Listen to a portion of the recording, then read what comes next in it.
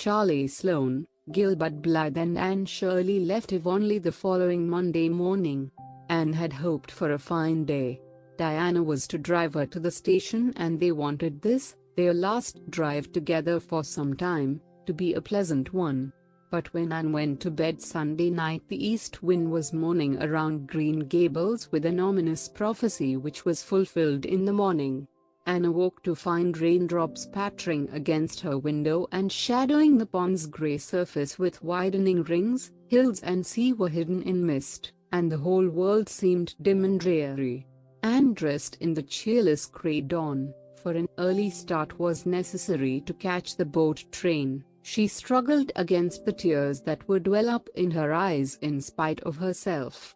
She was leaving the home that was so dear to her, and something told her that she was leaving it forever, safe as a holiday refuge.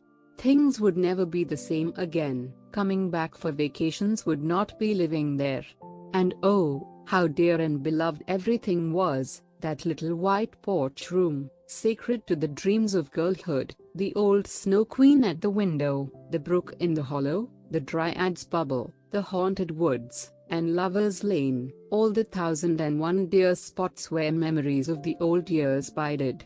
Could she ever be really happy anywhere else?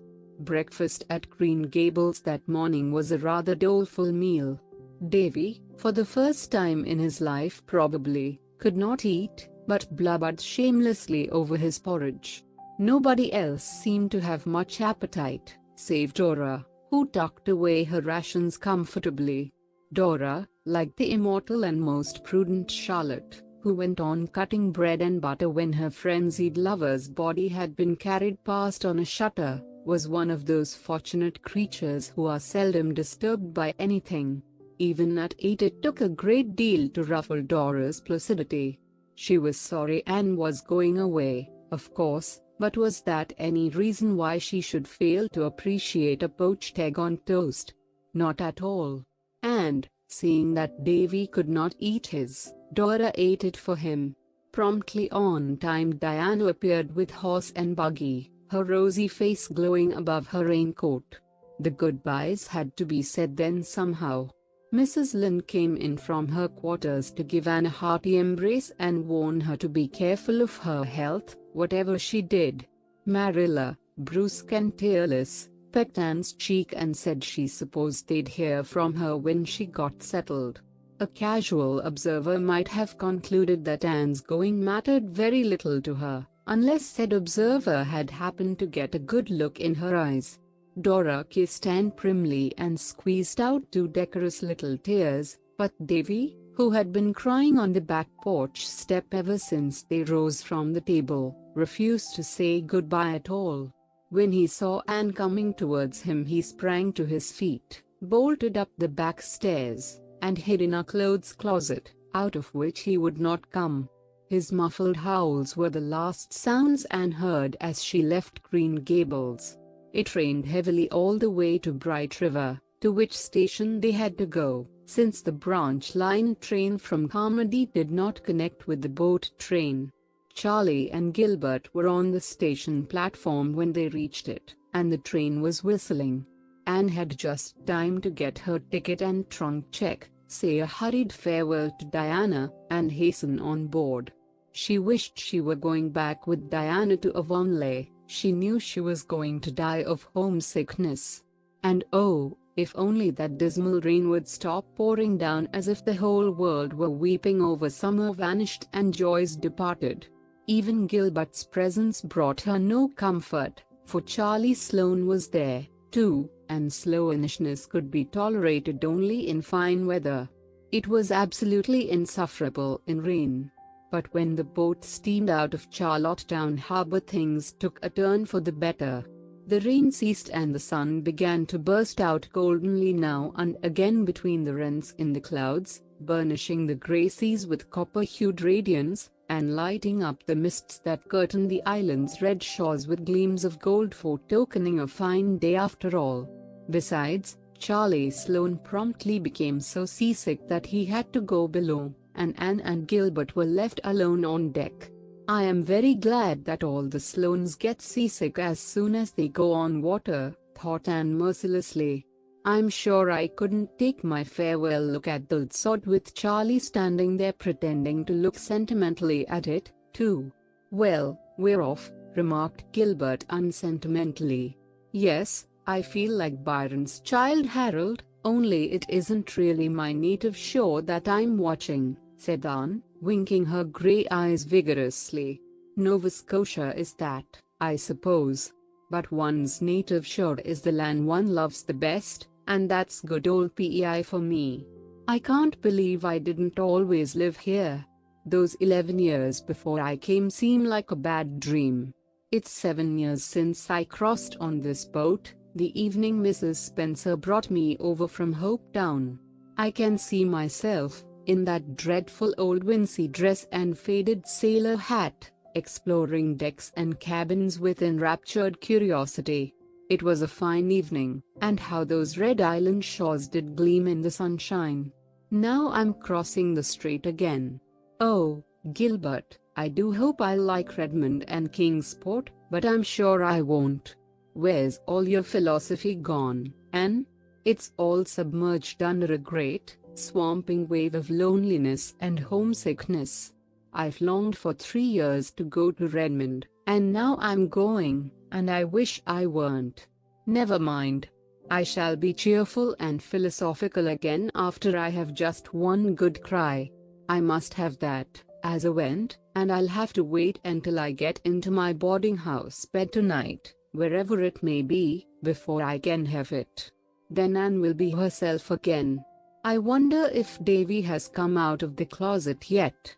It was 9 that night when their train reached Kingsport, and they found themselves in the blue-white glare of the crowded station. Anne felt horribly bewildered, but a moment later she was seized by Priscilla Grant, who had come to Kingsport on Saturday. Here you are, beloved. And I suppose you're as tired as I was when I got here Saturday night. Tired? Priscilla, don't talk of it. I'm tired, and green, and provincial, and only about 10 years old.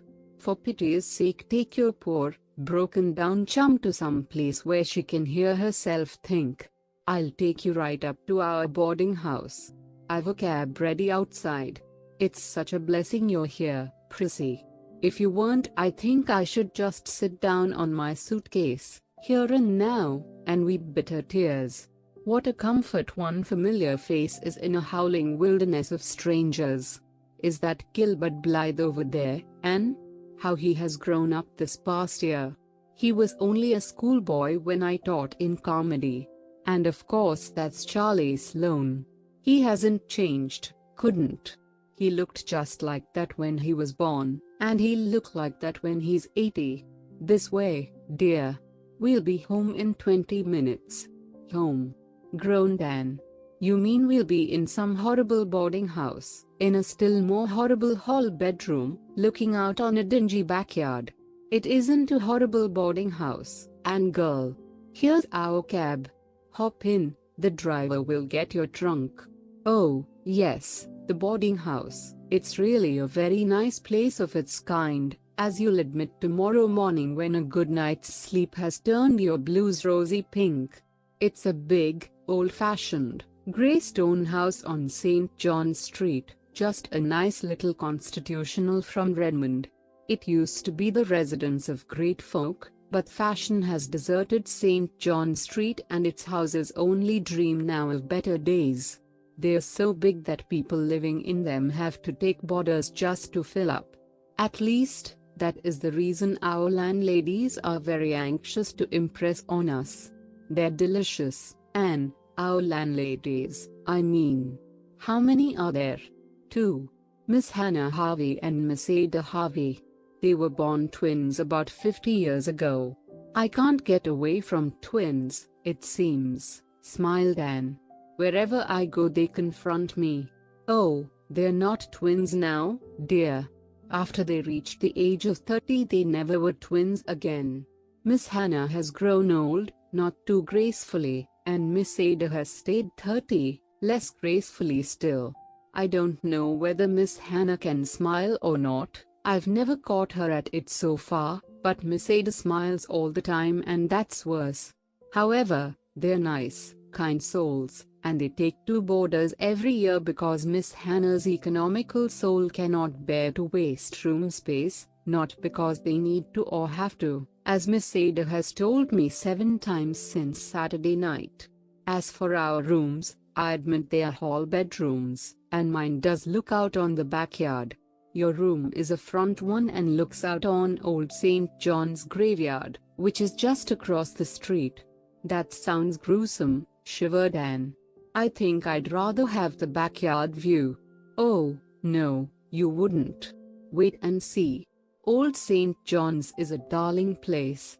It's been a graveyard so long that it's ceased to be one and has become one of the sights of Kingsport. I was all through it yesterday for a pleasure excursion.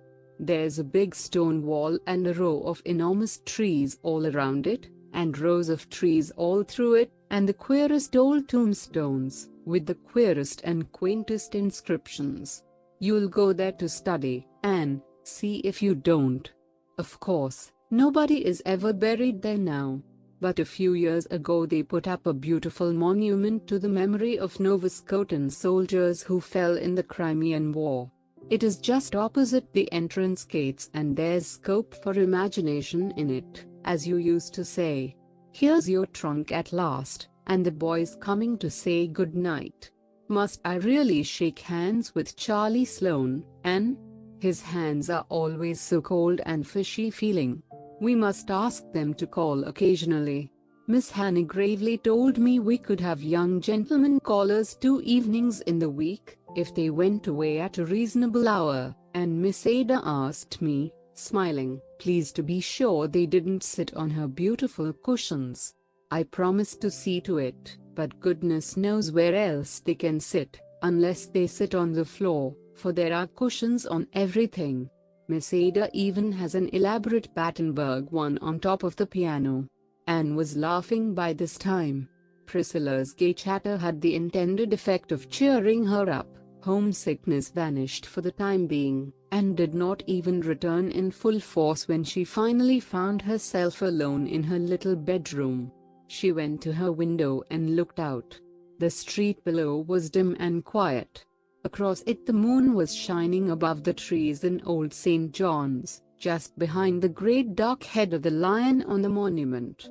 Anne wondered if it could have been only that morning that she had left Green Gables. She had the sense of a long passage of time which one day of change and travel gives. I suppose that very moon is looking down on Green Gables now, she mused. But I won't think about it, that way homesickness lies. I'm not even going to have my good cry. I'll put that off to a more convenient season, and just now I'll go calmly and sensibly to bed and to sleep.